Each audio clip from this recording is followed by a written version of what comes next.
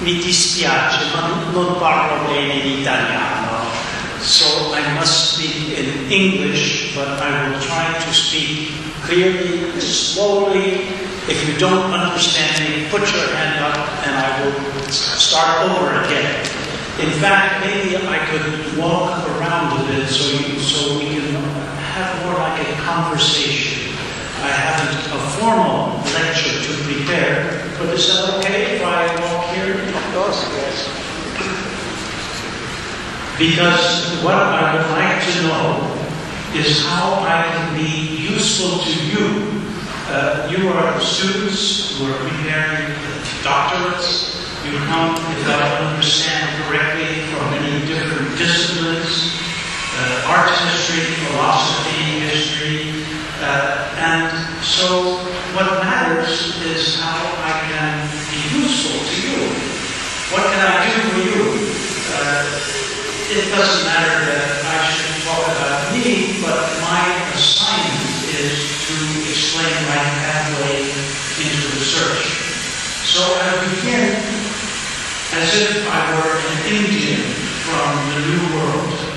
You know, Lafayette brought 2 Indians with him from the American Revolution, and they were portraits in front of this great hotel in Paris. And the Parisians came to stare at these strange animals that were Indians. Voltaire wrote about the Huron, that is a savage from the New World. So you can think of me as a savage from the New World, a kind of anthropological exhibit. And if you have questions, I will be your native informant, or I will try to be. But I would like to start by accepting the challenge to describe my own way into the world of scholarship and finally the world of books. I should say that I began predestined not to be a university professor, but to be a newspaper reporter. And that's not a bad way to start a scholarly career, actually. My father was a newspaper reporter for the New York Times. He was killed in World War II when I was 3 years old, so I never knew him. But I was going to succeed him as a shoe-leather man. That is, someone who walked in the streets of New York and interviewed people who took the pulse of ordinary folk instead of being, an intellectual. Now that did not really last long, but I, throughout my youth, thought I should learn to be an honest reporter. And so I did my training in a very bad newspaper in Newark, New Jersey, which is a tough town, known especially for crime. And that was my specialty. So if there is a saying among journalists in America, if you can cover police headquarters, you can cover the White House. It tells you something about American attitudes toward power. But the basic idea was to get training as a newspaper man. You went to police headquarters. And so I spent only one summer while I was in the university, 3 months in police headquarters, writing about armed robbery, bank robbers, murderers, rapists, spending a lot of time learning to write fast, accurately, without getting sued for libel, and to get facts straight. So that after 3 months working with the police, you acquire certain, I wouldn't say tricks of the trade, but you acquire a certain ability to reach a kind of public. Not to talk down to your public, but to respect readers, which I still feel. I think readers are intelligent, but they may not be other professors. Most of them are not. Now, I would like to try to describe this experience briefly, and then if you want to ask questions, stop me. But it began, well, imagine you are a reporter, and you're sitting at a desk, and your editor says there's a fire 5 kilometers away. You cover the fire.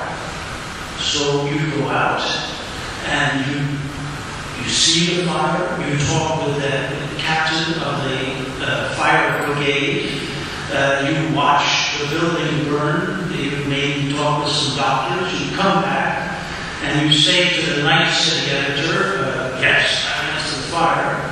And he says to you, okay, kid, 500 words. So your job is to translate what you smelled, what you saw, what you heard from interviews into 500 words.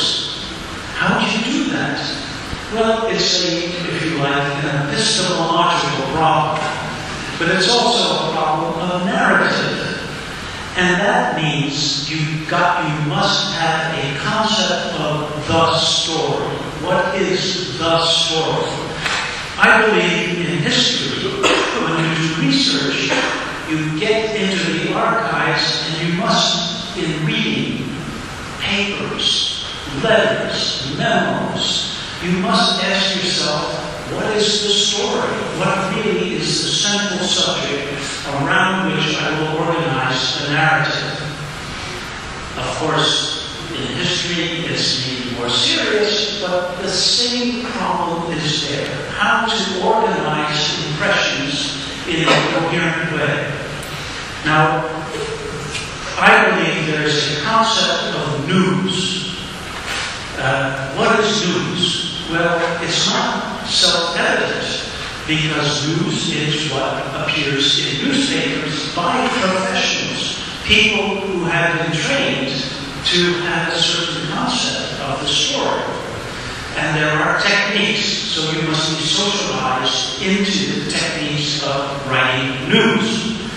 Now, the way it happened in Newark, New Jersey, imagine it's not as beautiful as Milan. It's full of, actually, Italians. There are many Italians in Sicily, or from Calabria in Newark. There are many African Americans. There are many Puerto Ricans. They all fight each other and frequently kill each other, and that is news. Well, the newspaper reporters all sat in one room in police headquarters, the newsroom. And I was then 17 years old, maybe. I was the only young man. The others were hardened professionals. And their main interest was playing poker. It's a card game. So they sat around the table playing poker.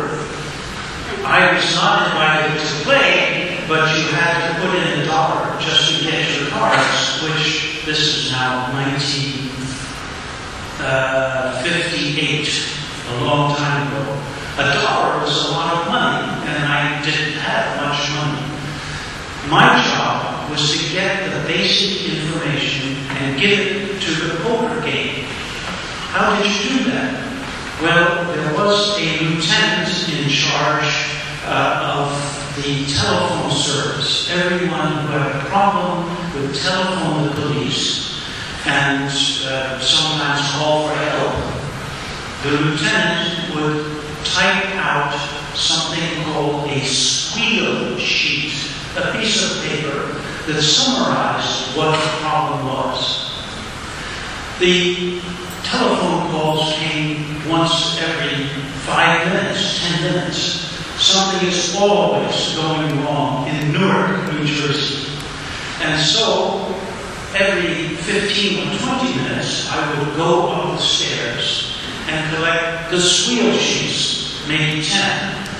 And I would read through them to see if there were any news. But I was only 17 or 18 years old. I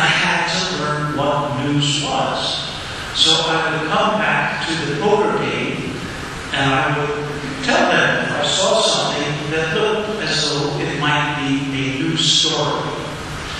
Basically, they would say, they call me kid, or something like that. Kid, that's not news. That's not news. I would announce, that's not news. And occasionally they would say, well, maybe you telephone the homicide squad and find out what happened and tell us. So I would then sometimes go up and talk with the homicide squad and see if it was worth the story. Okay. One day, I went to collect the squeal sheets, and I read them as I was headed back toward the poker game. And I saw a wonderful squeal sheet. I thought instantly, this is news. It was a murder, and it was a rape, and it was incest. I thought, wonderful. Because, of course, no news is good news. And instead of going to the poker game, I went directly to the homicide squad. And I said to the lieutenant in charge of murder, I have this terrific squeal sheet. This looks like a great story. It's got everything. Let's see it, kid, he said. And he looked at it. And then he gave it back to me. He said, that's not news. Why? He said, kid, don't you see, after you get the name of the victim, the name of the suspect, and after each one, there was a parenthesis with the word B. And I had never noticed that there was a word B. It meant black. So, murders that happened to African Americans were not news. They were never reported. And I suddenly realized that there was a cultural process of filtering information so that black people were just cut out and didn't exist as far as news was concerned. So I'm trying to develop an argument that what historians sometimes consult as primary material, newspapers, are really artificial constructs built around an accepted notion of news done by professionals, with also cultural filters that exclude some things and include other things. And I think this, to me, was a very important lesson that I took into my graduate studies. So, excuse me for being too autobiographical, but I gather that that's the idea. So, I will tell you a little bit, if you are willing, about my graduate training. I went to Harvard as a student, and then I got a scholarship to go to Oxford. Now, Oxford University is probably different from your university here. I mean, you look quite well-fed and happy and so on. But I noticed you don't have a black gown. No. Well, when I arrived at Oxford, I had to see my tutor because the instruction was not by lectures, but between a tutor in his room and you, the student. And you arrive in a gown. And you read to him a paper which he has asked you to write. He sits in a chair and listens to the paper.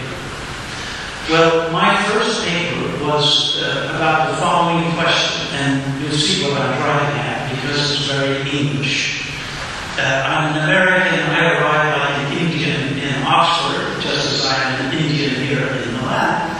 And I didn't know how they did things, but I had a gown. I appeared in my gown, and I had to read my tutor a lecture which was, why did the French Revolution break out in 1789? The English like simple questions that hide complicated problems. It so happened that in my last year in Harvard, I spent one semester studying Kant's Critique of Pure Reason, a very difficult book. And I spent about 4 months reading that book and summarizing each article. Well, as you probably know, for Kant, there are these pure categories of reason, of which one is causality. So I thought I knew what a cause was, and I began my paper reading it aloud to my tutor with a long disquisition on the concept of a cause. I noticed he was sinking deeper into his chair, and occasionally his eyes seemed to close, but I went on reading about causality and so on. And then finally, I got to the year 1787 and the year 1788, 89, and I began to talk about what happened. This took a long time. And at the end, my tutor, who was sinking very deep into his chair, deeper than you are, there was a long pause, and from deep in the chair, he said the following words, which I've never forgotten. Why don't you take the scaffolding down and leave the building standing? How do you say scaffolding in Italian? Impalcatura. Impalcatura. Well, that's all he said. But I got it. The English don't want you to give them discourses on method. They don't want to hear about your philosophy of history. They want you to get down and write history. Now, they don't tell you this. When you're a student at Oxford, you are supposed to absorb the English way of doing history without anyone telling you what it is. But you absorb it by watching the expression on your tutor's face. And if you're boring, that's not good. One way to be boring is to talk too much about Kant. What I'm driving at is something that could be called British empiricism. The concept of history, not that anyone told me, but that you understand by doing it and listening to your tutor. The concept is history is an argument based on evidence. And the British use the word evidence everywhere. So what they are, they're like lawyers trying to persuade the public about their case against other lawyers, because the historians are always fighting each other in England. They have terrific battles, especially when I was there in the early 1960s. The quarrel over the gentry was the most famous. And there are different schools of history, of course. But no one is citing Kant. They are coming up with evidence. They are being empirical. Now, to me, that sounded like positivism. And of course, positivism, maybe not for you, but for us then, was a curse word. The worst thing you could be was a positivist. Well, that also was a kind of scaffolding, and I let it down and just wrote one paper after another, absorbing what you could call empiricism and amateurism. English amateurism means don't be stuck-up, pretentious professional. Write for ordinary people, and write well. Write so you can be understood. And many of the English historians with whom I worked were wonderful writers. The best was Richard Cobb, who was the director of my thesis. Have you heard of Richard Cobb? No. A little bit, some. Richard Cobb was a famous historian in the 1960s, 70s, who wrote about anarchy in the streets of Paris, basically. His approach to the French Revolution was how people in the streets were behaving, what they actually did. And so he was connected with French historians like Albert Soubou. Albert Soubou, you know his work. But Soubou was the Pope of the French Revolution. He had the official chair in the French Revolution. He was the editor of the Alla historique de la Révolution Française. He was a great power and a devout communist. So Richard Cobb, he was more not a Trotskyite. He was an anarchist, really. But he never expressed a philosophy of anarchism. That would be like citing Kant. No, he just wrote about anarchy in this wonderfully evocative manner, as if he were a newspaper reporter reporting on riots in the street. He was the director of my thesis, which I wrote at Oxford. Not a very good thesis because I was working part-time for the New York Times. But Richard Cobb, Edward Thompson, you know, the making of the English working class, George Boudet. This was a generation that were trying to do what they called history from below, to look at the world from the bottom up and to understand history as something that affected entire populations. I thought, I will do the history of ideas from below, intellectual history from below, and therefore I became interested in minor writers and in the world that is called in England Grub Street. There is an actual, or there was an actual street in London called Grub Street in the 17th century, and that's where poor poets and writers lived. Well, it was used metaphorically to describe hack writers, the vast population of ordinary writers, as opposed to famous writers. And in my PhD thesis, I began developing ideas about Grub Street. So it's sociology of culture, if you like, but of course you would never say that in English. It sounds too theoretical. So Grub Street sounds better. But that was my orientation, influenced by these rather left-wing historians who were attempting to do history from below.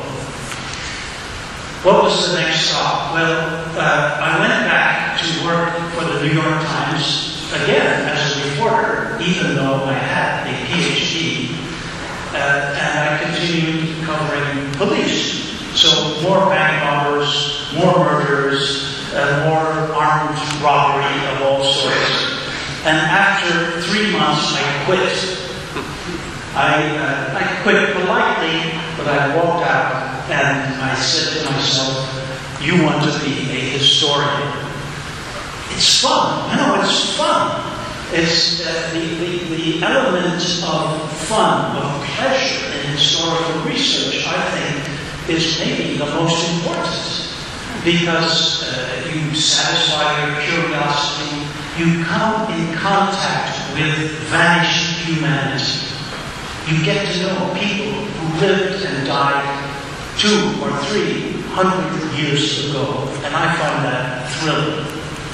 So that too is an element, I think, in a certain kind of empirical research.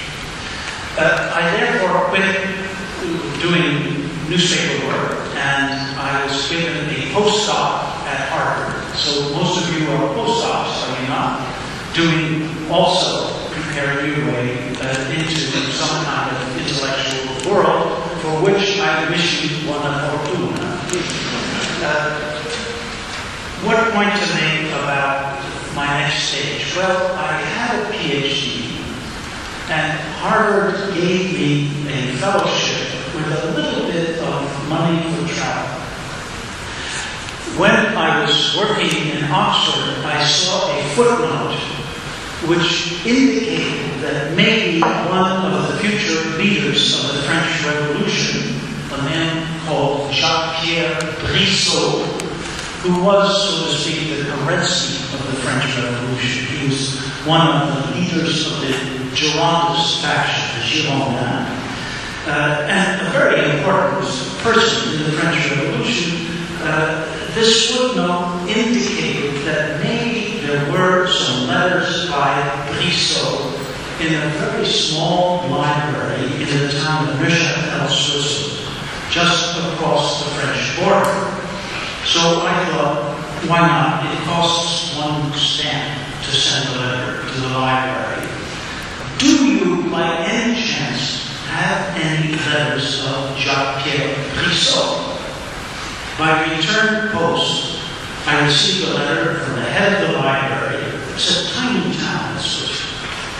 Yes, we have 119 letters, and here is a photocopy of one of them. The photocopy was simply amazing because it told the story of Brissot going bankrupt, being put in the Bastille, losing everything, and being incapable of paying his bills because he printed his books in Switzerland. Why? Well, in the 18th century, almost the entire French Enlightenment was printed outside of France in what I call a fertile crescent, that is an arc outside of the French borders that surrounded France and was full of publishing houses from Amsterdam and Brussels and Liège, through the Rhineland into Switzerland, at Basel, Bern, Neuchâtel, Geneva, and then down to Avignon, which belonged to the Pope in the 18th century, and it was a great center for bad books. The Pope didn't care very much. But all of these publishing houses, which produced books that French readers wanted to read, but that could not pass censorship, or that produced books that were pirated from legal works that did sell in France. These publishing houses really produced, I think, most of the actual books that circulated in France during the 18th century. Now, I can't prove this with statistics, but I can almost prove it. Because pirating was an enormous industry. Today we talk about pirating of music, pirating even of books. Pirating was where the energy was. This is where innovation came from. And of course the Swiss thought they were just businessmen because there was no copyright law in the 18th century. There was one in England, but that's all. And therefore, they were simply trying, as businessmen, to satisfy demand for books, whatever the books might be. But to the French, they were pirates because the books had a privilège du roi. So, in the French eyes, they were legal. But to the Swiss, the privilege given by a French king had no meaning. So, you should imagine a world in which the center of intellectual activity, Paris, feeds manuscripts out to a whole series of printing houses that produce the books. And they enter France through an underground system that worked very well. I can talk a little bit about that, but I did not know about this pattern when I wrote my letter to Neuchâtel. I just wanted to know about Jacques-Pierre Brissot. So when Harvard gave me a research fellowship, the first thing I did was to go to Neuchâtel to find the 119 letters of an important future leader of the French Revolution. There they were, surrounded by 50,000 other letters. Letters by everyone who had anything to do with books, whether they made the paper or made the ink, whether they were workers who pulled the bar of the press, whether they were other authors or other publishers, especially letters from booksellers, letters from smugglers, letters from everyone who lived in the world of books. So I began reading the letters of Cristo. I thought I'll write a biography of him. And I actually started writing the biography. And then I said, well, what is the subject? The same question I would be asked by the night city editor when I came back from a fire or an armed robbery. Well, I thought the subject of Cristo is okay, but the subject of books is much more interesting. And so I dropped my biography, and I began doing something which is now known in France as Histoire du Livre, history of the book or books. At that time, no one called it that because it wasn't recognized as a kind of discipline. But now you have professors who work in this field, and it's a wonderful, exciting, new interdisciplinary field where people who study literature and even economics, sociology, as well as history, have something to say. And so I began reading the 50,000 letters. That took me 14 years. During the summertime, I did not suffer at all. Neuchâtel is a beautiful city.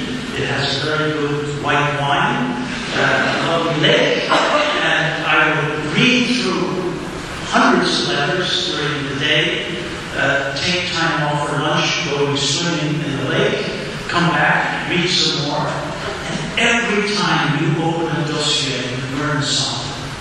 It's simply thrilling, and you come in contact with a human being no one has ever heard of. So soon I began to know the names and the lives of almost every bookseller in all of France, not to mention other countries. But I concentrated for the most part in France, and I found myself writing a series of books about books. What has now emerged as history of the book. So, Lodoriga mentioned some of them, and I won't go over that. I'm trying to explain how I got into this subject. And then I began meeting other people with similar interests. So, the best known was Henri-Jean Martin in Paris, who ran a seminar at the École des Chartes. And he heard there was this American Indian who was finding manuscript sources of some interest, invited me to his seminar. And there were some Germans working on this, and even English people. So I began to understand that there were different ways of approaching the history of the book in different countries. And in a sense, these ways were determined is too strong a word, but shaped by the available documentation. So now I open a parenthesis, if I may. It has to do with a certain notion of history.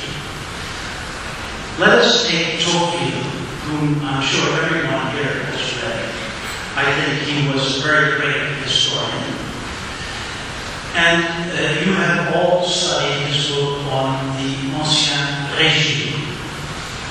Well, if you look closer at that book, he tells you what his sources are. And his sources, if you know the code, all come from the same series of archives. It's the series C. And C is the correspondence of the intendants in France. Well, if you read French history from the perspective of the series C in the archives, and they're the same in all the provincial archives, in the national archives, you begin to see French history in a certain way. That is, the most important person is, of course, the intendant. And he seems to be doing everything in collaboration with the central powers in Versailles.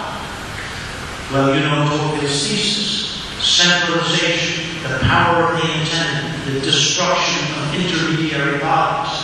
It's a great thesis, but it's the result of studying French history from the perspective of one kind of art copy. And I think it's wrong. There's something to it, but there's something against it as well.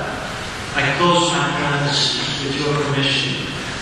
But what I'm trying to say is that you as students probably should be aware that if you write your thesis, whether it's history or philosophy or something else, you will be to a certain extent a prisoner of the kind of sources you choose. So let us now think of book history.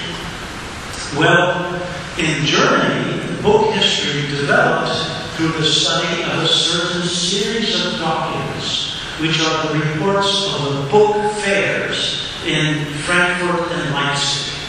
These are wonderful documents. They're catalogs of the books made for sale in the book fairs twice a year, especially in Leipzig, also in Frankfurt, going back to the 16th century. So you can do a series of the kinds of books that are being sold, and German historians have worked on that. Their specialty is the book trade. And they have several theses, such as the decline of Latin, or the impact of the 30 Years' War. It was so terrible in Germany, you can hardly imagine. Maybe half the population disappeared. And in statistics based on the book fair catalogs, you watch sales go down after 1618, way down to 1648, the end of the 30 Years' War, and they don't get up to the level of 1618 until about 1780.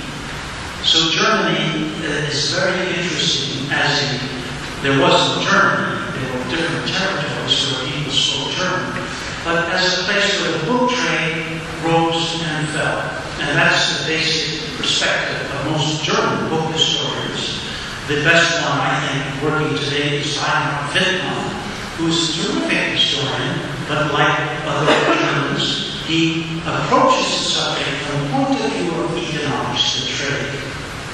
What about England? Well, in England, people were working in a different way based on different kinds of documents. The most important were, of course, the works of Shakespeare.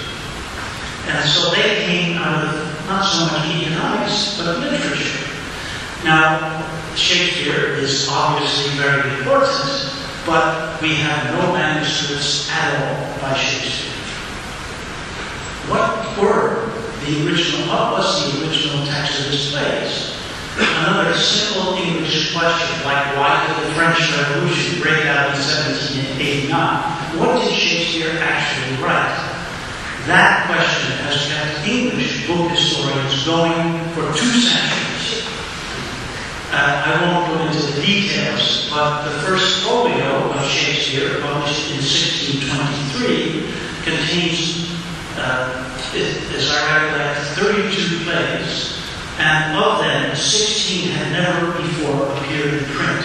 Shakespeare had died 8 years earlier, so he had nothing to say, and he never published any of his plays during his life, because they were plays. No one took plays seriously. They were for popular entertainment or for court entertainment, but what mattered was the performance, not the publication. He did, of course, put his name and publish his poems, his sonnets. The plays, no. There were bad editions of his plays during his lifetime, the so-called bad quartos, and they varied tremendously. One edition of Hamlet is twice as long as another edition.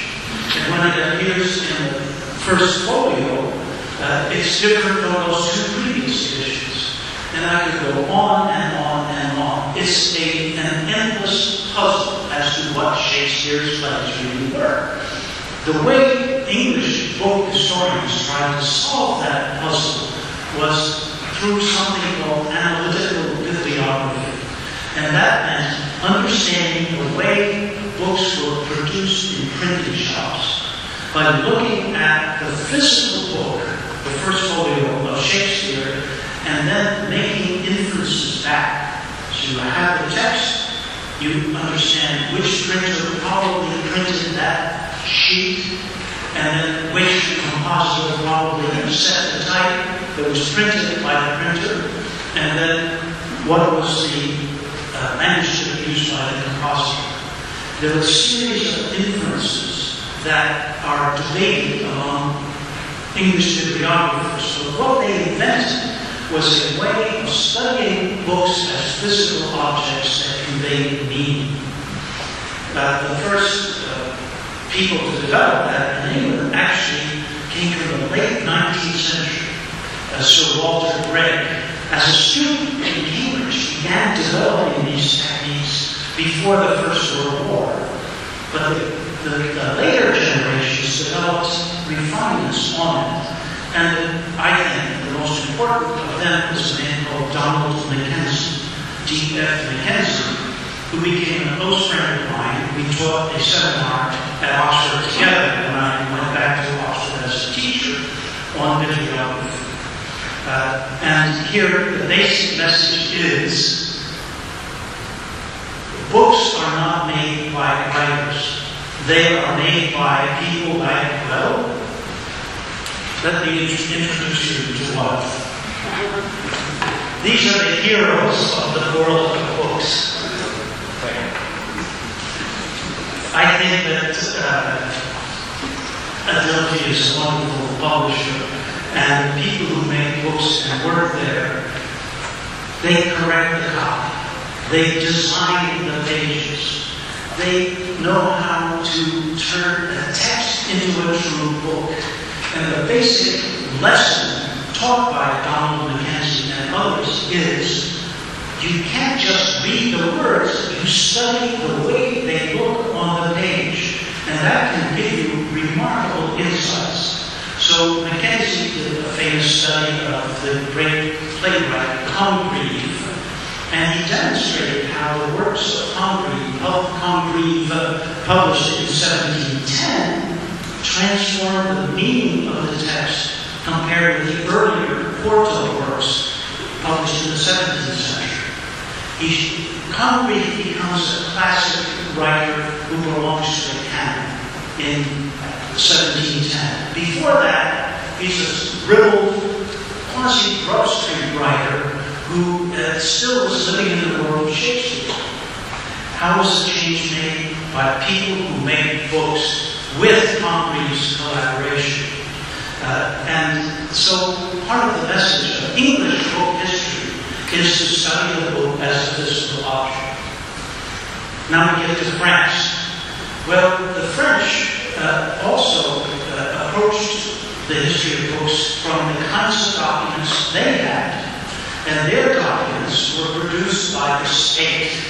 The state is a great presence, of course, in France, and the state developed its own bureaucracy to control the books, especially in the 17th and 18th centuries. It was called the Direction de la Librairie, and it produced papers.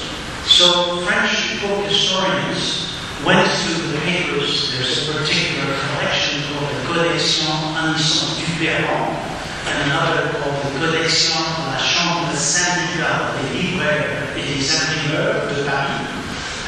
They went to these collections and read through them, looking at the book from the perspective of the state, people who were involved in controlling the book. And so great book historians in France, like Henri-Jean Martin, wrote a kind of history of the book that sees the book as a problem for state control and an attempt to escape from state control. So this, if you like, is a kind of lesson in historiography, which says in these three traditions, each is wonderful, but each is a product of the particular conventions of research and documents available at the time.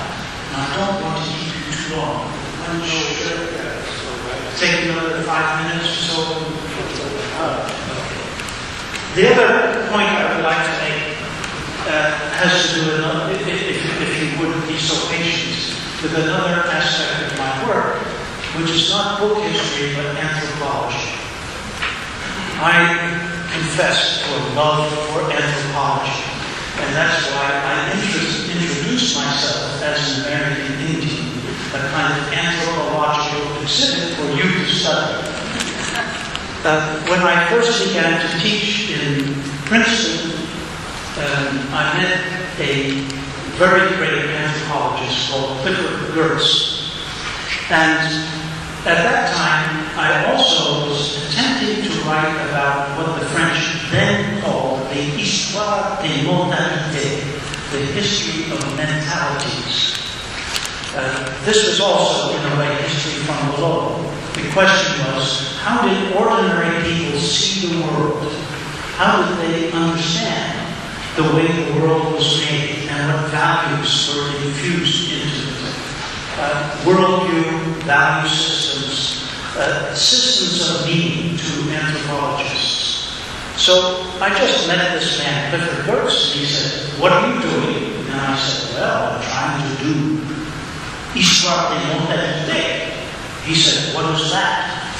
And I said, "Well, it's what the French, the name used by the French to describe the attempt to understand how ordinary people construct a worldview." He said to me, "That's anthropology." "Oh," I said, "really? How interesting." Well, one thing led to another, and he and I began teaching a seminar on history and anthropology. We did it for 25 years. And believe me, Clifford Geertz is a magnificent anthropologist. But he's also someone like you. He's interested in everything. In philosophy, in mathematics, in sociology, in history. He was a kind of universal spirit. He's now dead. Who fit anthropology into a very broad kind of science humaine, human sciences, which I believe is what you were doing. So the first book I ever published was a book called Mesmerism and the End of the Enlightenment in France. It was about this popular science, animal magnetism or mesmerism, which was kind of very interesting in itself. So interesting that I'm sure that the French in the 1780s spent more time discussing mesmerism than they discussed the coming of the French Revolution. No one knew the French Revolution was coming, except historians when they worked retrospectively.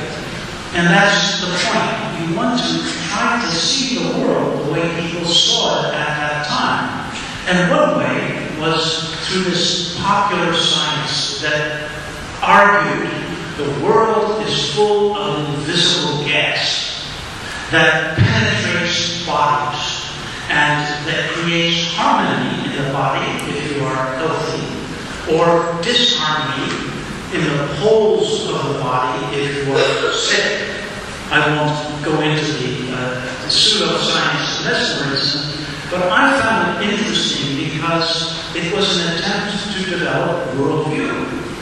And furthermore, many of the people who became mesmerists later became revolutionaries. So there seemed to be some relation between these speculations about invisible gases and the outburst of angry intellectuals in the French Revolution. A good example is Marat. Marat with balloon fights. Well, I could go on and on. But this was my first book, a naive attempt to discuss worldview by reading all of the contemporary scientific literature. And Clifford Geertz said, well, yes, but you could be more systematic about it. What are your theoretical principles? And I thought about my Oxford tutor and Kant. And I was very reluctant to talk about my theoretical principles. I'm not sure I had any theoretical principles. But we became close friends. And we would teach our seminar, and every day we would go and drink beer and discuss things. And it turned out that Geertz didn't have exactly a philosophy, but he had a point of view that could best be described as Weberian. So Max Weber said that man is an animal who makes meaning, and cultures are like spider webs in which men spin meaning. We are all caught up in a world of meaning that is social. It's not a matter of individual geniuses.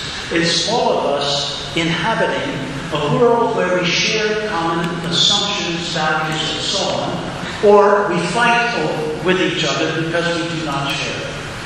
That sounds a little simple, but if you apply it to, in his case, Indonesian rituals or Moroccan social systems, I think it's an enormously revealing way to understand a society. So even in book history, I was attempting to apply anthropology. And in studying book publishers or booksellers, I was treating them really as though they were Indians, and I wanted to understand their strange ways of being. So that is the other direction, in a way, of my own research. And I probably should stop here. I won't talk about my fight with Google and the attempt to monopolize and commercialize the world of knowledge. That's another thing. Although there are some connections, because I have to admit, I'm myself inspired by the ideal of the Republic of Letters. It's an ideal developed in the 17th and 18th century, especially by the philosophe of the Enlightenment. It's the notion that all of us should have access to knowledge, that the media, whether it's print or today electronic, should be available to everyone, and that people with some power and influence use it to democratize access to learning.